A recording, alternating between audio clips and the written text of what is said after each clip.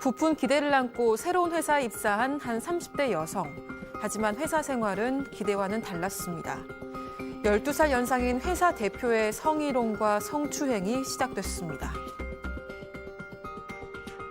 제 목을 갑자기 쓰다듬으시는 거예요. 그러시다가 이제 저한테 갑자기 목걸이를 채우더니 1주년 선물이다 이러면서 어깨를 쓸어 내리시는 거예요. 그 사람이 딸 2명이 있는 유부남이시거든요. 결국 여성은 회사 대표를 성추행으로 고소했고 대표는 검찰 송치까지 됐는데요. 그런데 이후 여성은 회사 대표로부터 억울한 누명을 쓴 채로 맞고소를 당했다고 주장했습니다. 도대체 어떻게 된 일일까요? 자, 피해자 어머니께서 저희한테 제보해 주신 사건인데 참 역대급으로 충격적입니다. 새로운 회사로 입사를 하면서 벌어진 일이었어요. 네, 일단 제보자 30대 여성이고요. 지난 2020년도에 서울 은평구에 있는 한 스타트업에 입사를 합니다. 여기가 대표랑 제보자 포함해도 5명밖에 사람이 안 될 정도로 작은 곳이었는데 이 대표가 제보자한테 우리 회사 굉장히 비전 있는 곳이다 이렇게 말하니만큼 이 제보자는 그런 대표의 말을 믿고 지방에서 서울로 상경까지 했다고 합니다. 그만큼 기대감을 가지고 입사를 했던 건데 이 기대는 입사 한 달 만에 깨지게 됩니다. 이 대표의 성희롱이 시작됐기 때문입니다. 일단 이 대표는 제보자보다 12살이 많았습니다. 그리고 아내와 2딸까지 있는 유부남이었습니다. 그런데 제보자한테 나를 대표님 말고 오빠라고 불러 이렇게 요구하기도 했고요. 제보자에 따르면 이 대표가 내가 수많은 여자 직원들이랑 다 놀아봤는데 너처럼 철벽 치는 여자는 처음이다. 이런 얘기까지 했습니다. 또 외롭다. 같이 술 마셔주고 가까이 와서 살뜰하게 챙겨주고 잘 대해주면 너를 내가 전문가로 키워주겠다. 이런 발언까지 들었다는 주장입니다. 자, 이 대표란 자의 부적절한 행위는 시간이 지날수록 더 이렇게 강도를 더 해갔습니다. 체크포인트 짚어보죠. 자, 긴 생머리 그녀. 이게 무슨 소리냐면요. 이 회사 대표가 제보자 피해자를 부르는 호칭이었습니다. 자, 성희롱뿐만 아니라 몸에 손까지 댔습니다. 얘기 직접 들어보시죠. 저에 대한 사진을 몰래 찍으셨어요. 긴 생머리 그녀라는 계정을 만들어서 뒷모습, 지나가는 뒷모습 찍어서 올려서 옆모습 같은 거 몰래 찍어서 그런 걸 올렸었거든요. 대표가 갑자기 뒤에 와서 저를 껴안는 듯이 오셔가지고 제 목을 갑자기 쓰다듬으시는 거예요. 제 인중에 있는 털이 귀엽다면서 이렇게 갑자기 입술 쪽을 만지고 가고 그 사람 자극을 하면은 제가 성폭행을 당할 수 있다고 생각을 했었거든요. 이게 참 소름 끼치는 말들입니다. 그러니까 지금 제보자 얘기를 들으면 이게 진짜 현실로 있을 수 있는 일인가 생각까지 드는데 이제 사무실에 대표하고 둘이 남아 있는 경우에는 머리를 쓰다듬거나 손을 만지는 경우가 좀 잦아지다가 이제 작년 4월경엔 갑자기 제보자를 뒤에서 끌어안듯이 목걸이를 채워줬다고 합니다. 그러면서 1주년 선물이다. 그러면서 어깨를 쓸어내렸다고 하는데 근데 그 당시가 입사 1주년 된 것도 아니고 그래서 선물의 정체가 뭔지도 알 수 없는 그런 상황이었다고 합니다. 그래서 제보자가 이 목걸이는 사모님이나 따님 드리면 되지 않겠느냐 라고 돌려줬는데 대표는 제발 받아달라 이렇게 사정을 하면서 계속 채워주려고 했고 이 모습에 더 공포심을 느끼게 됐었다고 합니다. 그리고 또 아까 같은 해 5월에는 아까 얘기가 나왔던 것처럼 갑자기 일하고 있는 제보자한테 다가와서 인중에 있는 털이 귀엽다. 그러면서 입술 쪽을 만지고 가는 일도 있었다고 합니다. 그런데 진짜 경악스러운 건 이 대표란 자가 이 제보자를 몰래 촬영해서 그걸 무슨 관찰 일지 마냥 블로그에다 차곡차곡 그걸 올렸다는 거잖아요. 그러니까 밥을 먹고 있거나 걸어가고 있거나 이런 모습들을 휴대전화로 촬영을 한 다음에 자기 블로그, 대표 블로그에다가 긴 생머리 그녀라는 이름으로 이게 그 사진이군요. 예, 관찰지를 저렇게 올렸다라는 거예요. 그러면서 글을 썼는데 드라마 캐릭터 중에 그런 캐릭터가 있는 모양이에요. 겉으로는 차가운 성격의 사람이지만 알고 보면 따뜻한 사람이야. 밑도 끝도 없이 자기 혼자 이런 글들을 쓰는 거예요. 거기서 끝나질 않고 SNS 계정을 아예 긴 생머리 그녀라고 파서 거기다 또 사진도 올리겠다는데 스타트업 대표면 정신없이 바쁘지 않아요? 이런 생각이 없나 봐요, 저 사람은. 교수님. 스토킹까지 갔죠, 결국에는.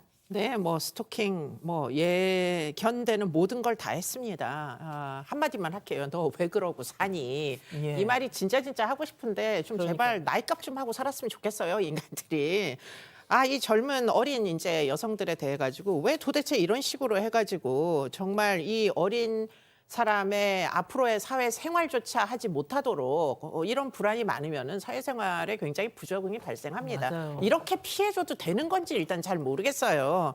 지금 뭐 부적절한 행동 뭐 너무나 많은데 다행하게도 이 피해자분이 현명한 선택을 하신 게 녹취록이 있답니다. 그래서 지금 이 뭐 문자 보내고 주고받은 것뿐만 아니라 녹취가 다 저장이 돼 있어서 지금 이 징그러운 사람이 도대체 어떻게 했는지가 다 기록이 남아 있다는 거죠.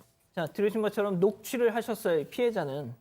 제보자께서 녹음을 다 했습니다. 자, 그런데 들켰다는 거 아니에요? 저 대표란 놈한테. 네, 들켰습니다. 이게 도대체 어떻게 눈치챘는지 알 수가 없는데 이 제보자한테 너 녹음하고 있지? 라고 물었다는 거예요. 네, 일단 사실이니까 인정을 했습니다.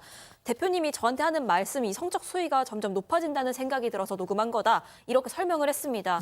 그랬더니 격분하면서 너 지금 불법 녹음 행위한 거다.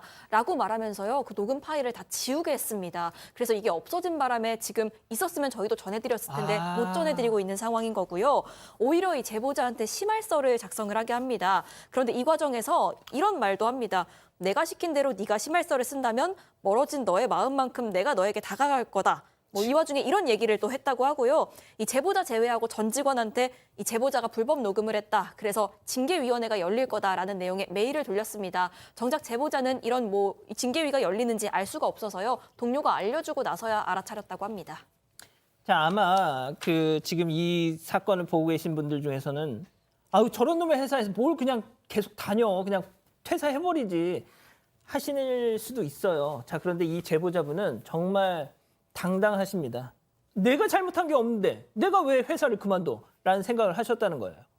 자, 징계위원회 소식에 회사로 가셨대요. 자, 그런데 그날 폭행 사건까지 벌어졌습니다. 네, 일단은 이건 불법 녹음도 아닙니다. 대화하는 상대방과의 그 내용을 녹음한 것은 불법 녹음도 아닌데 어쨌건 지금 이 부당한 상황에서 혼자 갔다가 또 무슨 봉변을 당할지 모른다는 생각이 들어서 친구와 함께 회사에 갔다고 합니다.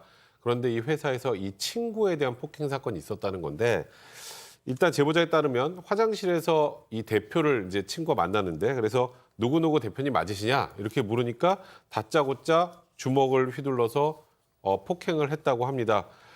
그때 제보자는 바깥에서 직장 동료들하고 얘기를 나누고 있는 상황에서 폭행 현장에 직접 있지는 않았는데 그 과정에서 회사 대표가 나도 맞았다. 이럴 때 맨날 나오는 거 있죠. 쌍방 폭행을 주장을 하는데 이 제보자 친구는 얼마나 심하게 폭행을 당했는지 이 폭행으로 허리 수술까지 받았다고 합니다. 현재 장애 진단까지 신청한 상황이라고 하는데요. 근데 여기서 끝이 아니고요. 이 따님이 성추행 당하고 부당하게 징계한다 뭐 이런 얘기까지 들으니까 부모님이 얼마나 속상하시겠어요. 그래서 어머니가 회사로 찾아오셨다고 합니다. 예. 근데 직속 상사가 이 제보자 어머님의 뭐 팔, 가슴을 밀어내면서 쫓아내는 일까지 발생했다고 합니다. 그래서 제보자는 정말 이 회사랑은 도저히 말이 통하지 않는구나. 여기는 도저히 내가 있을 수 없겠다는 생각에 그제서야 퇴사를 했다고 합니다. 자, 그래도 조금의 상식은 있겠지 싶어서 내가 내 발로는 절대 나갈 수 없다. 잘못한 게 없으니. 그래서 버텼는데 이 꼴을 당하시고는 그날 바로 그냥 사표를 내신 거예요. 자, 근데 문제가 여기서 끝이지 않습니다. 퇴사를 한 후에 곧바로 당연히 이제는 제대로 공세를 펴야죠. 그렇습니다. 고용노동부에도 신고를 했고 고소도 했습니다. 노동부에서는 이게 직장 내 성희롱이 맞다라고 판단을 했고요. 이 성추행이라든가 그리고 강요, 명예훼손, 스토킹까지 고소를 했습니다. 그중에서 경찰에서 1차 조사를 해본 결과 스토킹 빼고 나머지는 다 인정이 된다라고 해서 검찰에 송치까지 했는데 예.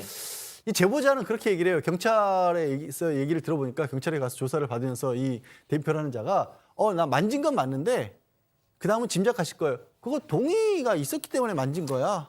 내가 잘못한 거 일방적 성추행 아니야. 이런 식으로 얘기를 했더라고. 일단은 제보자의 주장입니다만 저렇게 얘기를 했답니다. 자, 제보자가 회사 대표를 고소해서 검찰 송치까지 됐습니다. 자, 그런데 여기서 끝이 아니에요. 이 대표란 인간은 이 제보자를 쉽게 놔주지 않았습니다. 직접 얘기 들어보시죠. 그분이 이제 성추행 검찰로 송치되고 나서 저를 또 퇴사 1년이 지나서 업무상 배임으로 고소를 하셨어요. 제가 들고 가지도 않았는 영업 비밀에 대해서 제가 영업 비밀을 들고 갔다고 이제 고소를 하셨는데 제가 거의 디자인 업무를 했었거든요. 근데 이제 그런 다 공개되어 있는 자료를 이제 영업상 비밀이라고. 야, 끝까지 못 살게 구는구나. 퇴사를 하고 나서도. 네, 그래서 보복성 맞고소를 한 거다 이렇게 주장을 하고 있는 상황인데 이 제보자에 따르면 일단 지난해 9월에 회사 대표와 친구 간 폭행이 있고 난 뒤에 대표가 자신도 고소를 했다는 겁니다. 공동상해 그리고 상해 방조 혐의였는데요. 사실 당시에 앞서 말씀을 해주셨지만 이 제보자는 밖에 있다가 소란이 벌어지니까 현장으로 달려간 게 전부였습니다. 그런데도 고소를 했던 거고 여기에 대해선 당연히 불송치 결정이 나왔습니다. 그런데 이게 끝이 아니었습니다. 이 제보자가 고소한 성추행 혐의가 지난 5, 6월에 검찰로 송치가 됐는데 지난 8월쯤에 퇴사 1년 만에 이 회사 대표가 이번엔 제보자를 배임 혐의로 고소를 또 합니다. 이 제보자에 따르면 자신은 그 엄마가 폭행당하던 날, 퇴사하던 날 거의 쫓겨나다시피 나왔기 때문에 회사에서 슬리퍼랑 화분 정도만 챙겨 나왔다는 겁니다. 업무 자료 등은 아예 챙기질 않았던 건데 그런데도 이 회사 측에선 제보자가 영업 비밀을 들고 갔다면서 고소를 한 상황입니다. 자, 교수님 들으셨잖아요. 정말 악질. 정말 가장 악질입니다, 진짜. 예? 너무나 악질으로 보이고요. 어떤 고의를 가지고 지금 피해자를 못 살게 굴겠다, 뭐 해코지 하겠다 이런 의지가 분명해 보이는데 제가 이 사건에서 좀 너무 안타까운 건 이게 사실은 5월, 6월 그 정도에 검찰로 송치가 됐는데 그러면 조금만 신경을 쓰면 이건 얼마든지 그 강제추행, 성추행 혐의와 연관돼서는 판결이 나올 수가 있어요. 그런데 지금 최근에 너무 이 재판들이 지연되면서 이게 사실은 금년을 넘기고 내년으로 넘어가면 그 사이에 또 이 사람이 맞고소를 했기 때문에 배임죄로다가 그 사건으로 지금 피해자는 이미 공동상해나 상해 방조로 경찰에 조사를 받았는데 또 다른 혐의로 배임죄로 또 이제 조사를 받아야 되는 지경이에요. 과연 이렇게 해도 되는 건지 이 보통 사람들의 정의를 과연 이제 이렇게 지연시켜가지고 계속 피해자가 골탕 먹게 이렇게 내버려둬도 되는 건지 저는 사실 이제는 재판부에 좀 묻고 싶어요. 이 강제추행 혐의 어떻게 하실 겁니까? 예. 진짜 너무너무 답답합니다. 이 사건의 진실을 추적하고 싶으십니까? 그렇다면 사반 채널을 구독해주세요. 지금까지 이자연 기자였습니다.